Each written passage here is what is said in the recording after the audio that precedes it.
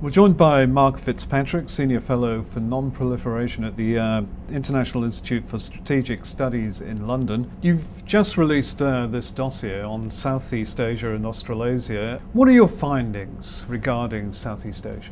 Well, one immediate finding is that unlike the last dossier in which we examined nuclear dangers in the Middle East, the issue there was largely the proliferation risk and the risk that if one country got nuclear weapons, others would. In Southeast Asia, the nuclear dangers are more in the area of nuclear safety and security. Apart from Myanmar and possibly Vietnam, there are no proliferation drivers. And in the case of Vietnam, even though there might be proliferation drivers, there's no proliferation intent. Because many people equate nuclear power for civilian use and weapons use as almost being one and the same thing. Sure. People who don't really understand what's needed for nuclear weapons assume that if you have nuclear power, it's an easy stepping stone to nuclear weapons. And in some ways, nuclear power technology can be used in support of a nuclear weapons program, but you need one of the sensitive technologies to get from nuclear energy to nuclear weapons. You need either enriched uranium or plutonium that is separated from the spent fuel. And if you don't have the technology of uranium enrichment or separated plutonium, you can't get nuclear weapons. And no nation in the Southeast Asia region or Australasia is looking at either enrichment or reprocessing. That's one of the reasons we don't see much of a proliferation danger here. There's a lot of talk, though, nowadays about nuclear power, and many countries do seem to be very interested.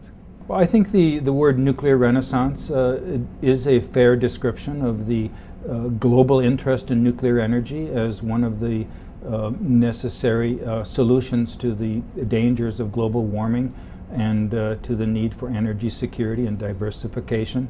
And certainly in Asia, the interest in nuclear energy is the highest. In Asia, to date, it's been Northeast Asia and South Asia. Southeast Asia is on the cusp of joining the nuclear renaissance, and that was one of the reasons why we decided to address the issue of what could that mean in terms of nuclear safety, environmental risk, nuclear security, and then that other issue of proliferation, which is specialized to one or two countries. Just to say on the issue of proliferation, what are then the drivers that would make, say, Myanmar or as you put it, Vietnam, move towards perhaps developing weapons? The principal two drivers that one sees elsewhere in the world of countries that have gone nuclear are a sense of threat that they believe only a nuclear option could protect their national entity or the regime.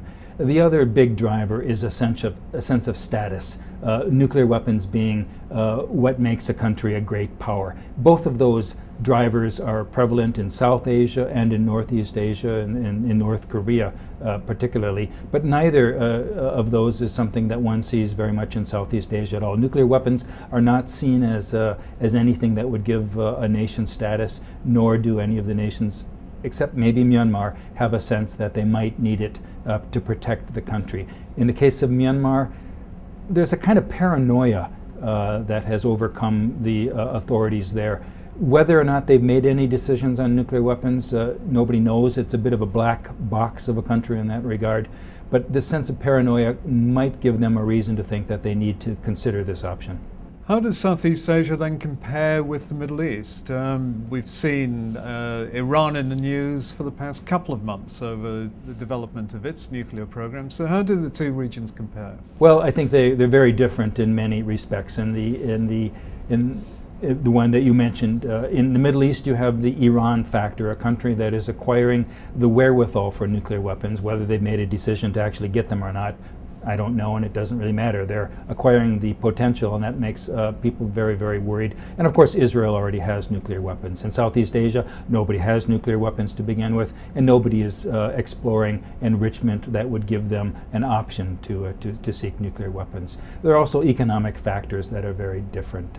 In the Middle East, there are several countries that have the wherewithal to introduce nuclear energy, like the United Arab Emirates, and that can make a strong case for it. But I think as strong of a case can be made in many of the countries of Southeast Asia that have finite fossil fuel resources, that have actually as fast of growing economies, and can make a very strong case for nuclear power. In terms of civilian use, is it then a safe form of energy?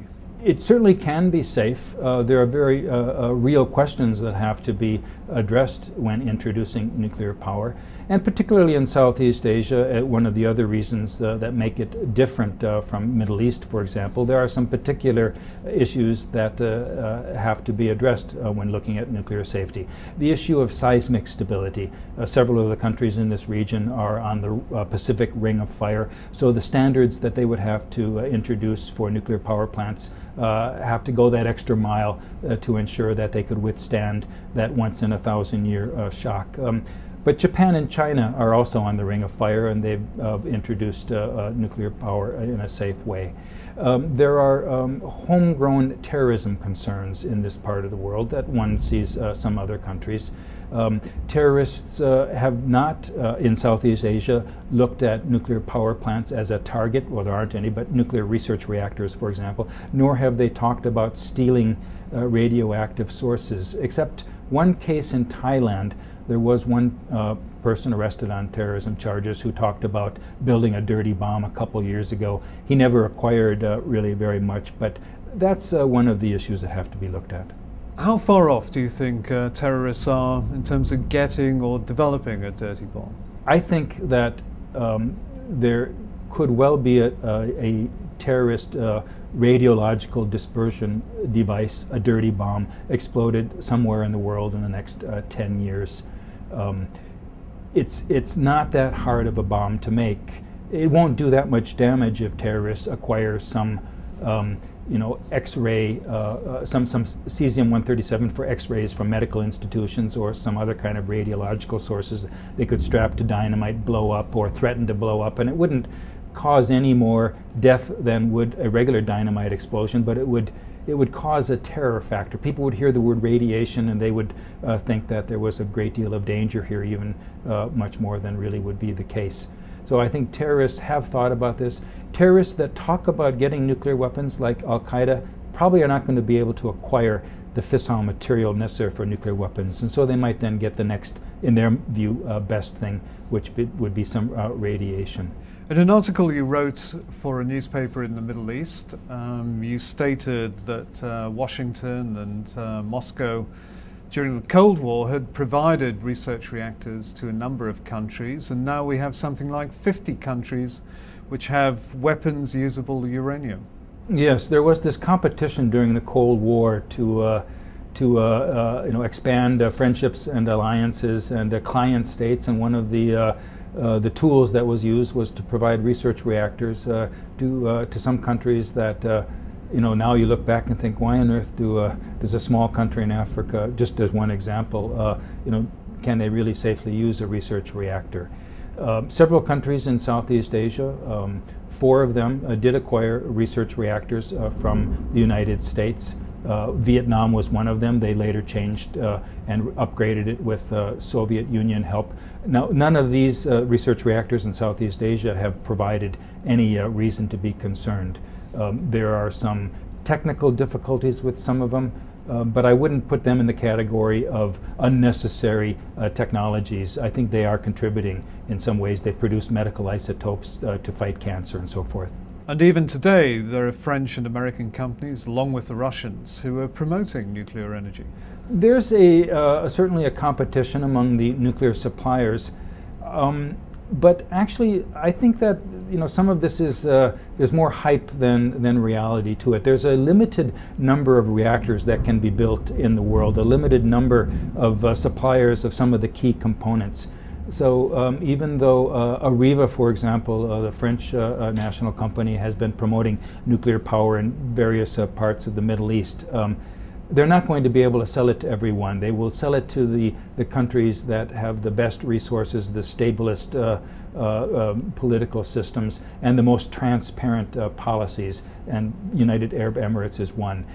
Even though Areva has been talking with several other countries, they'll choose just the one or two, and they won't be able to have any resources to supply the others. So it seems to be then an unstoppable process that more and more countries are going to try and develop nuclear energy and maybe weapons.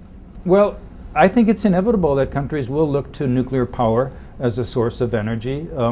They face declining natural resources, declining resources of coal, gas, and oil.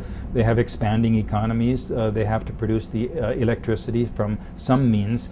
I don't think nuclear power is always the best means. Usually there are better means, cheaper means, safer means, geothermal, hydropower. There could be other new forms of wind power and so forth. But nuclear power probably will have to be part of the mix if the world is to escape the dangers of global warming. But just because countries have nuclear power, I repeat, there's no reason to fear that they will inevitably have nuclear energy. I think the key is, as long as they don't acquire these sensitive technologies of uranium enrichment and plutonium reprocessing. And that's the key. Let's try to persuade countries that they don't need these technologies. They can get all the fuel supply services they need on the international marketplace and not have to have their indigenous sensitive technologies. Mark Fitzpatrick of the International Institute for Strategic Studies in London, thanks for joining us. You're welcome. Nice talking with you.